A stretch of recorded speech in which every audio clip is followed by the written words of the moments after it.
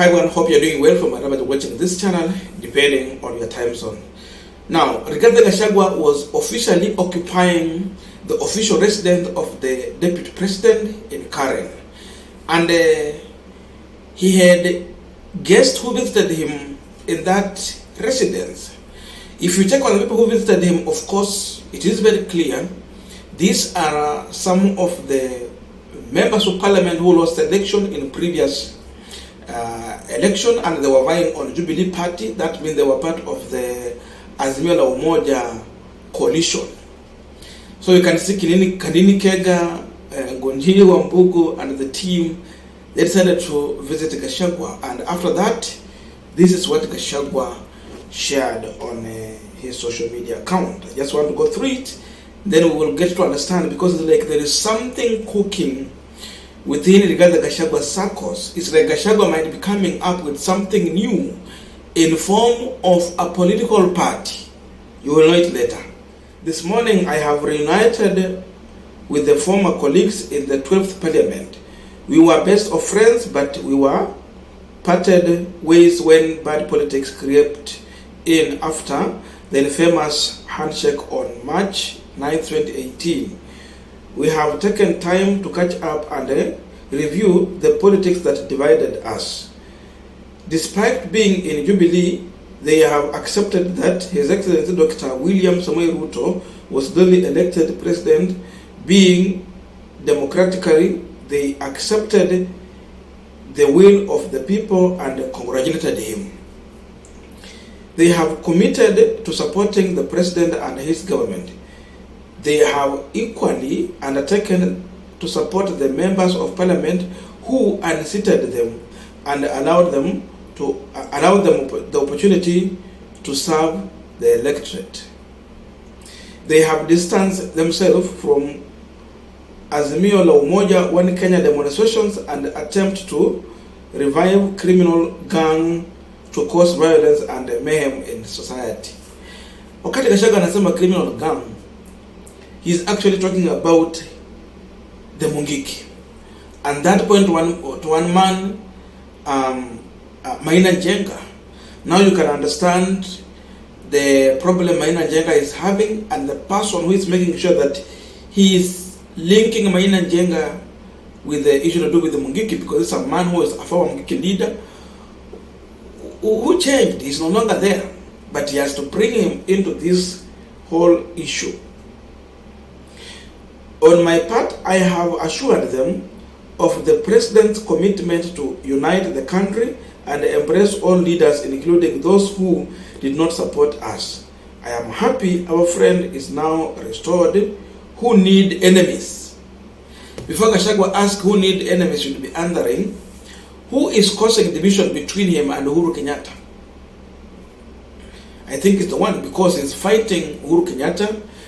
Because in him, he believes that Uhuru is the problem, who is not giving him chance to become the next Mount Kenya region kingpin. Now, there's a possibility of new party coming up, and I will explain to you, but before we go deep into that, there's a quick request. For those who are watching and you are not subscribed, please consider subscribing. To the returning subscribers, I must say thank you so much, and again to all our viewers, please give this video a thumbs up. Thank you so much, and back to this discussion. Now, the truth is that under Ruto, with the Register political party, has been trying all means possible to take over the Jubilee Party from Uhuru Kenyatta and hand it over to the Kenya Kwanza side through Sabina Chege and Kanini Kega.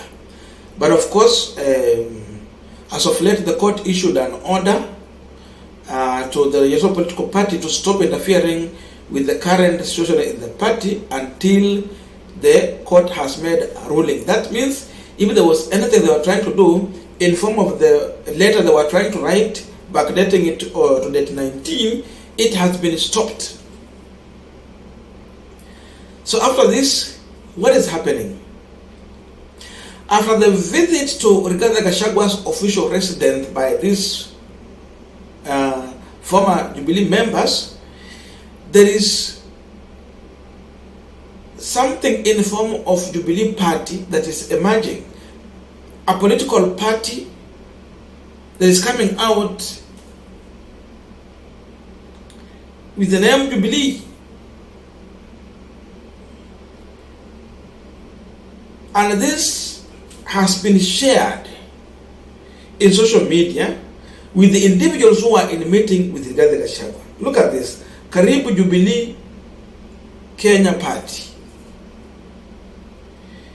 This one was shared on a timeline, and you can see they have made a dab. They're just copying what is in the other Jubilee party, and they call this one Jubilee Kenya Party.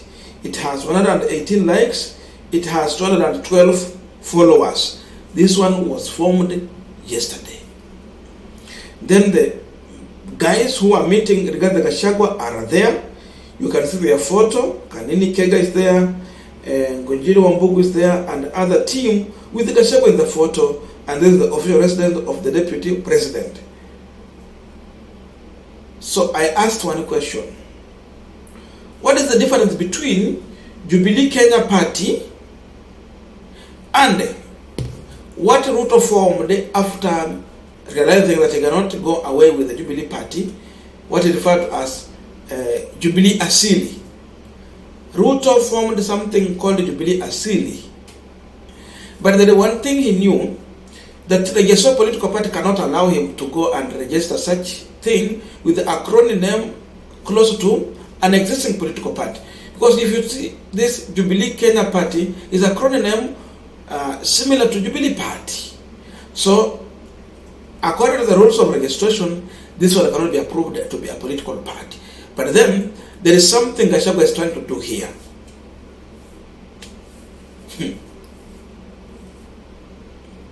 And this is just trying to copy exactly what Ruto was doing. You try to make a delay tactics. You form something close to Jubilee Party. Then those people who are in the Jubilee Party, but they want to move because now money has been shared across. You create something close to Jubilee Party, then these people will be moving toward that direction. So you delay there. Ruto did that. Jubilee Asili. Then later, Ruto went further to buy a party and he rebranded to UDA Party. So after delaying these members of parliament in the Jubilee Asili, when he was sure now that he has the numbers he needed, he has bought the people whom he could manage to buy, he now moved with these people to UDA Party.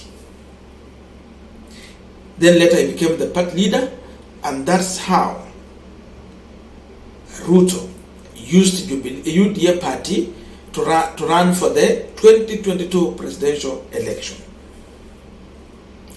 Gachagua is trying to copy Ruto, but for him, he cannot attempt to make something close to UDA Party. No, he can't do that. He will be crushed immediately. So what he's trying to do is to go back to Jubilee Party, use the Jubilee Party rebels who have been cheaply bought, then create something affiliated to Jubilee Party. And with time, you will see Gachagua coming up with a new name, which will be a Jubilee Party, and the first people who will be there are people who are going to move from the Jubilee Party itself and now go into this new thing. That's why you are seeing after these members of parliament meeting there, they are coming up with the Jubilee Party Kenya. So this is just the beginning of a new war with Gachagua and William Ruto. It points to one thing. Why did William Samoei Ruto give an order to Gachagua never to meet any parliamentary group meeting with the people of Mount Kenya region, members of parliament? So Gachagua cannot meet members of parliament as a PG. Because of that, the only option he has is to meet Jubilee Party rebels. This is the man who will be buying the individuals like Kanini Kega, people like Sabina Chege, people like Ngonjiri Wambugu, and the entire team that lost in the previous election. Because you will be asking yourself one question. If these people who lost the election are coming to UDA side, they will be vying for elective seat in the next election. Who will they be competing with? They will be competing with the sitting members of parliament elected on Jubilee Party, not Jubilee, UDA ticket. So will that bring peace within UDA Party? The answer is no. Unless if they will not be vying for elective seats, but they are politicians, what do you expect? They will vie. Gachagua is going to form a new political party. Possibility of Gachagua forcing to go into a coalition in Kenya Kwanza with a new political party is there. So he will force Ruto to go into that coalition. In preparation after that election, he will be charting his own way. So he will be party leader. Gachagua is realizing that for you to survive in the Kenyan politics, you must be a party leader. If not, what Ruto went through, he will go through it. And if you don't have enough muscle like William Ruto, the way he had, he cannot make it. And these are the individuals Gachagua is starting with. I don't know your views, but that's my view. Let us meet in the comment section for continuation of this conversation. Otherwise, thank you so much and see you in our next video.